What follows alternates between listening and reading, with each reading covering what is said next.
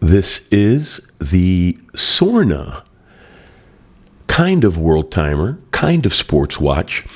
A very interesting design from the 70s, not related to the Kickstarter Sorna, who's going to try to make a retro modern version of this watch.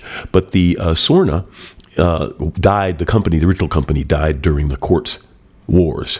Now, the interesting thing about this is that it is a full calendar, which is interesting.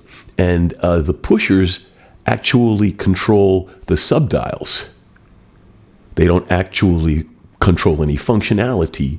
And the knurled knobs at 10 and 8 control the inner bezels. So with ingenious design, they get both a timing function and a world time function out of a straight up calendar watch.